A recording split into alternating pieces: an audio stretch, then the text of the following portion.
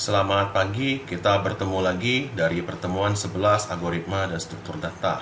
Nah, pada pertemuan ini saya akan membahas tentang preprosesor direktif. Saya lanjut.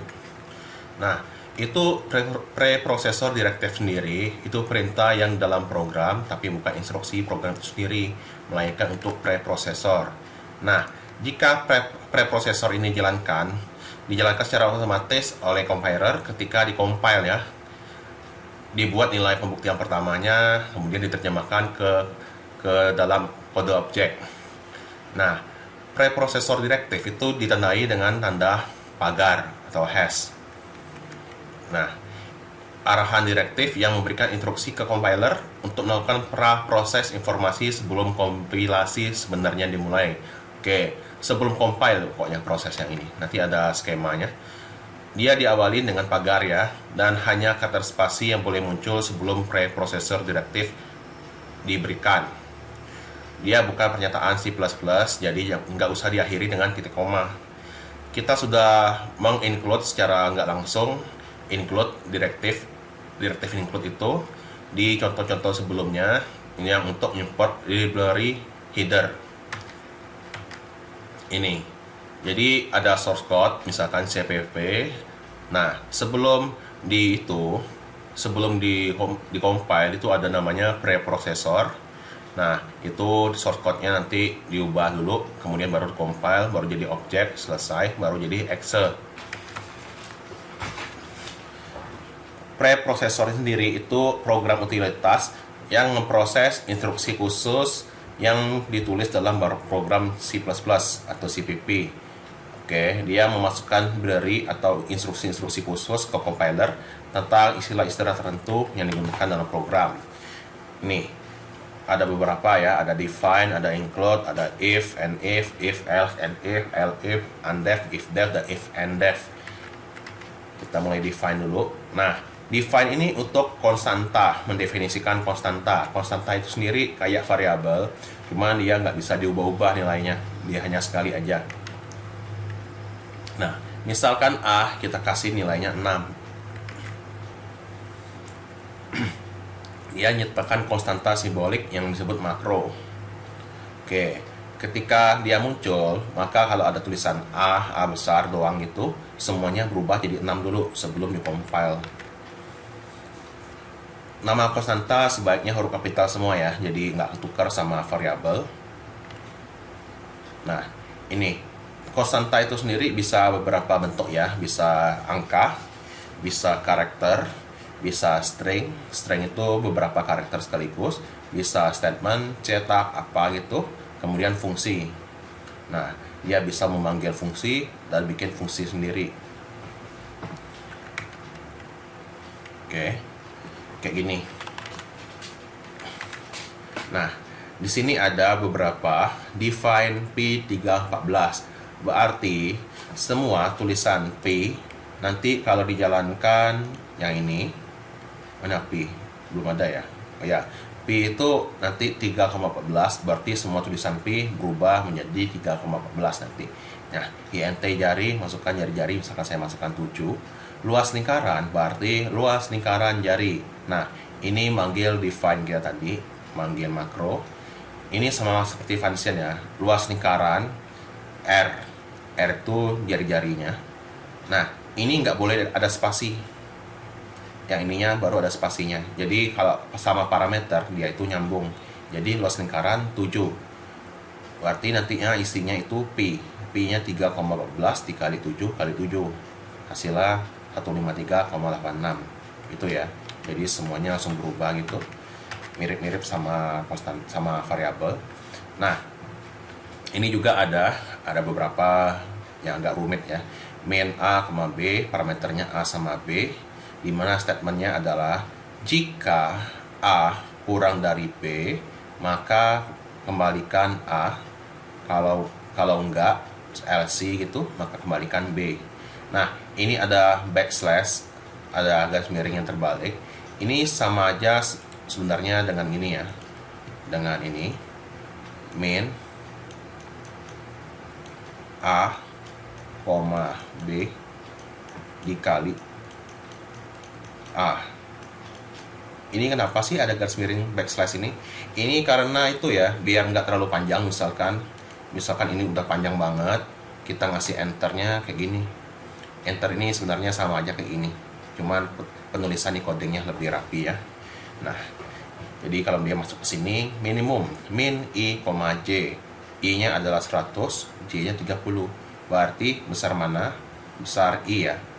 Apakah 100 kurang dari 30? Enggak. Berarti yang kembalikan adalah 30 kayak ini. Kemudian X minimum min 2 I, J. Jadi min 2 panggil, A-nya adalah 100, ini 30, min A, B. Nah, ini juga dia manggil yang sama kayak tadi, yang kayak ini. Jadinya min A, B mengembalikan yang tadi 30 dikali sama A 100, berarti hasilnya 3000. Itu ya. Nah, define, oke, ini udah tadi. Ini ada penjelasannya ya, sama aja kayak gini. Nah, biar lebih ringkas saja, biar lebih rapi. Kemudian include, ada beberapa ya. Ada include file, nama header. Ada yang digunakan sebagai petik ganda. Itu directory yang sedang aktif. Misalkan project kita adanya di sini misalkan. Nah, di sini ada algo ini. Yang di sini file yang ada di sini, di name, nama, algo, cpp yang di sini, yang custom yang kita bikin sendiri, itu ya, directory aktif kita atau tempat kita menyimpan file cpp kita. Kemudian ada juga yang nama headernya pakai lebih dari, kurang dari, simbolnya kayak ini. Ini yang bawaan dari C++, dari kode blocks-nya. Misalkan IOStream, Conio, itu yang bawaan dari kode blocks. Jadi gunakan yang petik ganda untuk yang kita bikin sendiri. Yang kurang dari, lebih dari itu yang bawaan dari kode block. Nah, ini juga include, ini udah tadi ya, ada beberapa. Conio.h dari folder include yang bawaan. IOStream juga dari bawaannya. Oke. Kemudian ada mycpp, oke, dari folder include juga sama. Yang ada .h itu folder, yang file ada di folder include. Kalau yang nggak ada .h itu header atau pustakanya atau library bawaan kayak IOStream. Nah, kemudian ada juga my.h, menyertakan file my.h dari folder kerja saat ini, misalkan menyertakan arithmetica.cpp. Kemudian include my folder abc.h, dia menyertakan abc.h dari folder saat ini, yang di dalam folder saat ini ya, my folder yang di dalamnya kayak ini, misalkan mj folder. Di dalam mj folder itu ada cpp-nya lagi. Nah, kayak gitu ya. Ini foldernya apa? Misalkan di dalam my folder ada folder abc, berarti nantinya yang di sini juga ada my folder abc_abc.h kayak gitu. Ada juga yang praprosesor if and if. If and if ini sama kayak itu ya. If then di itu codingan yang kayak biasa di main yang kayak ini. Bedanya dia pakai pagar. Ada beberapa, oke, kompilasi kondisional. Ini sama aja sama kayak if kemarin. Nah, define nilai 85, kita definisikan nilai sebagai 85. Kemudian ada if and if-nya. Ini sama kayak logika, tapi dia lebih ada warna-warnanya ya. Nantinya ada perbedaan dikit. Kita coba aja. If definite nilai. Nilainya udah didefinisikan belum? Sudah. Dan nilainya lebih dari 59. Ya, 85 lebih dari 59. Ya, berarti munculnya kamu lulus, selesai if-nya.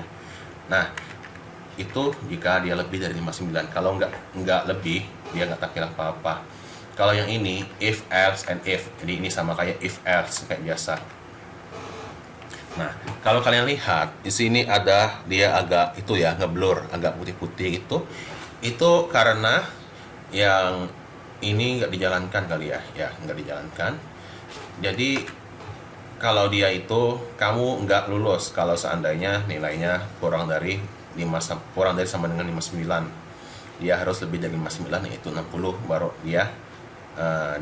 dia itu munculnya kamu lulus. Jadi ada warna-warni gitu, biarkan aja. Ada juga else if. Ya, else if itu elif. Ini juga sama. Nilainya, kalau nilainya nggak saya kasih nilai 55, saya bikin komentar gini. Yang munculnya nilai belum didefinisikan. Tuh ya, kalau ininya saya hilangkan komentarnya, munculnya adalah kamu nggak lulus. Itu aja. Ini juga ada yang lebih.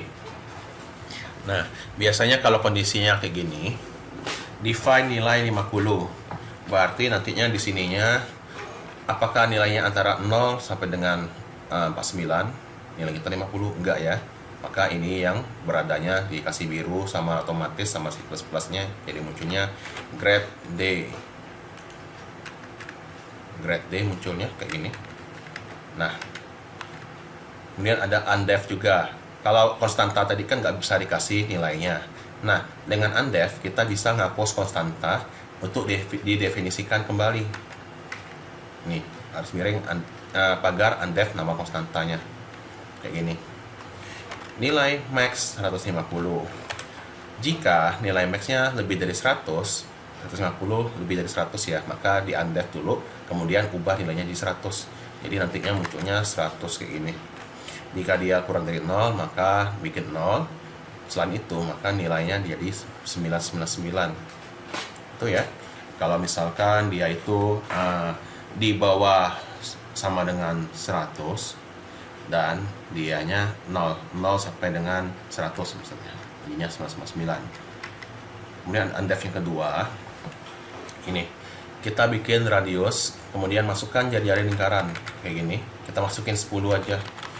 Kemudian luas lingkaran pi dikali SQR radius. Jadi pi kalau kita menggunakan konstanta, dia itu langsung nanti ininya pas sebelum dikompil dia langsung berubah menjadi 3,14. Yang ininya menjadi SQR X radiusnya 10 tadi ya. Nah, SQR 10 berarti 10 kali 10. Jadinya dikali 100. Ya, itu langsung sebelum dikompil. Kemudian kita undefinisikan pi-nya. Nah, kalau kita undefinisikan, kemudian kita tuliskan keliling lingkaran 2 kali pi 3,14, itu pi-nya nggak bisa lagi. Karena kenapa? Karena sudah kita hilangin yang ininya. Dianggapnya nggak ada lagi. Kemudian volume bola dengan jari-jari 10 adalah apa? Ini sama kayak backslash ini, kayak enter tadi ya. Sama aja fungsinya. Kemudian 4 bagi 3, ini karena dia pecahan, wajib aja 3.0 nya dikali 3,14 dikali cube radius. Jadinya cube radius itu adalah SQRY 10. Jadinya 10 kali 10 dikali 10. Jadinya 3140 kayaknya ya. Kan ya? 3140 dikali 4 dibagi 3, 48,67. Nah, ini kalau kita undefnya, ya ininya kita hilangin komentarnya. Yang terjadi adalah ini pi belum dideklarasikan di scope ini. Jadinya kalau undef jangan dipakai lagi. Nah, undef yang berikutnya ini udah tadi ya, ini penjelasannya. If def, if and def ini sama aja. Dia ngecek udah didefinisikan belum. Apakah belum didefinisikan? Ini sama kayak if definite tadi ya. Nah, if def table size, maka bikin tabelnya. Ini kurang lebih gunanya agar nggak terjadi error. Misalkan kita belum nentuin jumlah simpul. Nah, kita taunya di coding kita ada ngasih jumlah simpul berapa gitu ke grafnya. Itu nggak bisa. Maka perlu didefinisikan dulu. Define V9 misalkan. Ini ya contohnya. Contoh lagi. Jadi kalau di coding nilai 55. Nah, if def ini sama kayak if definite tadi. Udah definisikan belum? Kalau udah, nilai sudah definisikan. Kalau belum, nilai belum didefinisikan. Yang berikutnya ATK. Nah, ATK-nya udah didefinisikan belum? ATK ada? Ada ya, pen. I have a pen. Kemudian if and def ATK tadi udah didefinisikan ya, berarti di skip.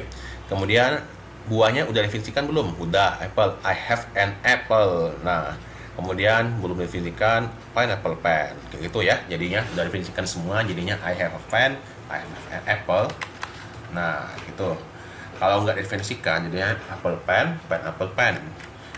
Kemudian ada juga kondisional. Ini saya lanjut aja. Ini kegunaannya bisa dibaca sendiri nanti. Jadi nanti itu ada itu ya. Ada definisikan Amerika 0, Inggris 1, Belanda 2. Nah, ini contoh ini sebenarnya agak salah. Sebenarnya jangan sampai ada nilai 0 lah. Pokoknya selain 0, kalau 0 ini dianggapnya false. Anggap aja 3 misalkan harusnya. Kemudian, if course Amerika, menggunakan kursnya Belanda ya, maka tampilnya dolar. Pilihnya kita bikin Amerika. Kemudian kursnya Inggris, maka dijadikan pound, kemudian pilihnya Inggris. Kemudian kalau Belanda, maka pilihnya Belanda dengan euro. Selain itu, defaultnya itu adalah euro. Nah, jika pilihnya nggak definisikan, kita dapetin default. Jika nggak definisikan, gunakan kurs default. Else, kurs yang dipilih euro. Yang dipilih euro, benar nggak euro sih? Belanda, euro, define pilih euro. Kurs yang dipilih euro, benar ya. Nah, jika kursnya nggak definisikan, misalkan ininya nggak ada, yang muncul kurs yang dipilih dolar. Kenapa sih pilih dolar? Dolar yang dipilih itu karena kita bikin dia 0. Jadi misalkan kurs sama dengan Amerika sama dengan 0, maka ini yang dipilih. Jadinya itulah, jangan sampai pakai 0 ya, pakai aja 3. Jadi nantinya kalau kita pakai 3, maka yang kepilih itu adalah yang mana ya? Euro. Gunakan kurs default euro misalkan gitu ya munculnya. Ini coba aja. Nah, ada juga yang pagar sama pagar double. Apa sih gunanya? Ini gunanya untuk itu ya, menyambung string. Jadi kalau kita munculnya define strx pagar x, munculnya jadi cout test. Jadi ada aja str test. Jadinya ambil aja yang ininya, jadinya cout test. Ini ada contohnya pagar 1. Jadinya kalau munculnya mk str hi Budi garis miring n, ini nggak ada kutip gandanya. Jadinya munculnya nanti mk str itu mengembalikan x sama dengan hi Budi garis miring n gitu. Itu jadinya. Ya ini ya, ada penjelasannya, baca aja, dia nantinya berubah. Nah, pagar-pagar itu dia kayak apa ya? Menggabungkan dua argumen. Jadi kalau kita panggil glue c sama out test, jadinya ini sama dengan c out test. Nah, dia menggabungkan A sama B. Kayak itu. Kayak gini ya, tempel std c, out. Jadinya ini nantinya ini std c out nama. Nah, jadinya ini nama, ini Ibu Budi gitu. Ya, ini ada penjelasannya. Nah, ada juga makronya, predefinite makro C++. Ada line, ada file, ada date, ada time. Line itu untuk baris keberapa sih yang sedang dikompilasi, nomor barisnya. Filenya, file apa sih? Date-nya, oke, dia kapan sih dikompilnya ke objeknya, bukan CPP-nya ya. Nah, dikompil menjadi objek, menjadi exe. Kapan sih? Misalkan udah 2 tahun yang lalu, berarti 2 tahun yang lalu itulah tanggalnya tampil. Time-nya juga sama, jam, waktu, tanggal, kapan sih kompilasinya. Ini nilai line ini, misalkan nilai line ini saat ini adalah 6, berarti 6. Filenya di mana sih? Di sini, algoritma data pertemuan 11. Nah, udah jadul. Kemudian nilai date-nya tanggal berapa sih, time-nya jam berapa sih.